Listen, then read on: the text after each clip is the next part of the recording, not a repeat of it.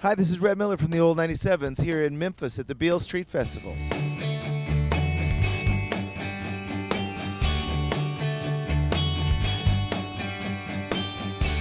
I've been working on a solo record that comes out in June, so the 97's have taken a little break, you know, because we did it pretty hard the last year and a half. My new solo album comes out June 5th. It's called The Dreamer. I produced it myself. I'm releasing it on my own record label for the first time ever, and it's cool, man. It's got a lot of pedal steel, a lot of acoustic guitar. You know, it got a lot of female vocals. I've got Roseanne Cash. She and I co-wrote a song that we'd perform as a duet, and she sings on a couple of other tunes. And Rachel Yamagata sings on 3 songs, and it's just a lot of really beautiful stuff. It's a very Americana and rootsy, but in a way that the old 97's aren't. It's a little more gentle sounding, where the 97's are a bit of a garage rock band.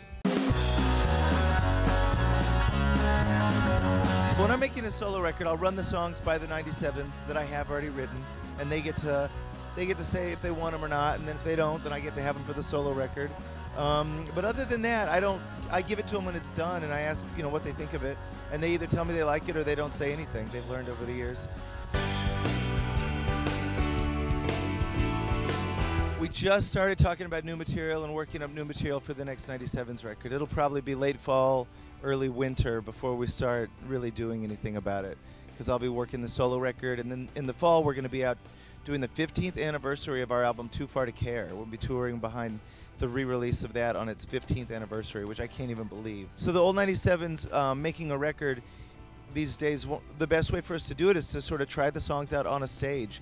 You know, if we could do it in front of people, it's ideal, just because you sort of have a internal sense of how things are going when you're playing in front of an audience. It's not that you ask them for their feedback, you just sort of know when you're playing it, like if something works or it doesn't work. So getting to try them out on a stage where we played 1,000,000 times was a great way to work the songs up. And then there's this studio down in Austin called the Texas Treefort Studios, and we fell in love with it. It's got all this old gear and this crazy old kook that runs it, and it's just a beautiful place to make a record. The cool thing about playing a festival is the pressure's not all on me. You know, I get to be on kind of early in the day and sort of hang out and watch people after that, which I love, you know. I do love headlining shows. You know, we've been doing those for the last, 20 years, but the last 6 days we've been out on the road doing headlining shows through the Midwest, and it's so great, you know. It's all our fans, and they know all the words. But at a festival, you get to make new fans. You know, you get to reach out to people who may not know you. They may be Head in the Heart fans or Civil War fans or who knows what. And I get to make new fans, which is one of my favorite things about my job.